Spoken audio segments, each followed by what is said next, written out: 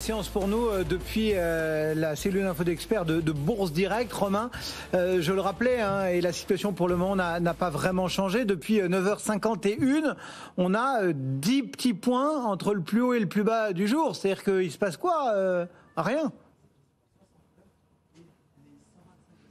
Non, pas grand-chose, effectivement. On attend un peu les marchés américains, d'ailleurs, pour la consolidation aussi, comme on le disait. On a atteint les cibles baissières au point près sur le futur CAC 40, 6388 points. Il y a une zone 6368, 6388. On a rebondi dessus.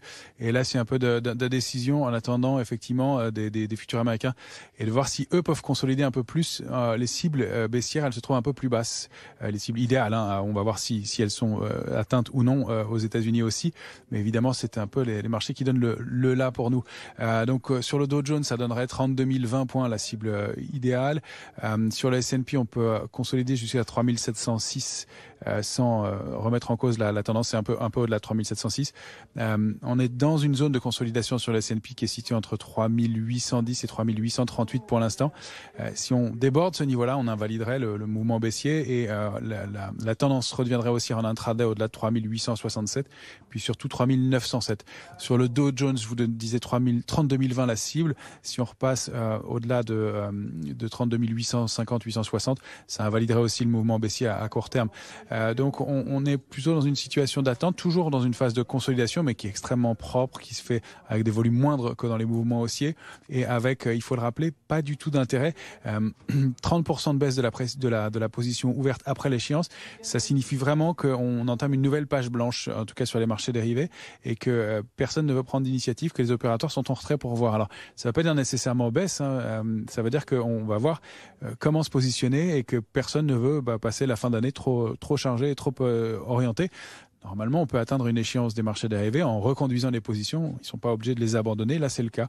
Donc, c'est un signal de neutralité pour l'instant, avec un peu de protection dans les portefeuilles, on le disait aussi. Donc, des risques d'accélération baissière qui sont relativement canalisés.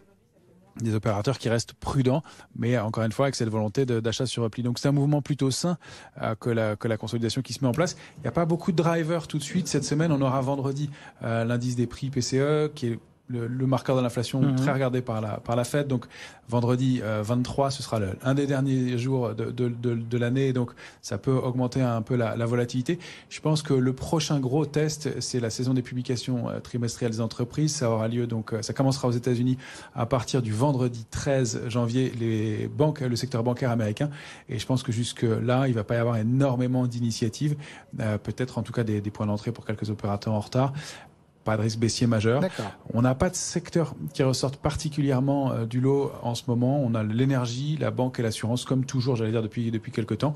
Et on peut faire des écarts sur des matières premières. On le voit, le Brent a touché le bas d'un canal au-delà de 84, sur le Brent. Et l'argent aussi oscille entre 22,20 et 24. C'est un niveau de trading qui est intéressant à surveiller, par exemple. Merci beaucoup Romain Daubry, donc depuis la cellule info d'experts de Bourse Direct, et pour le moment ce marché parisien qui reste sous son niveau de clôture d'hier soir.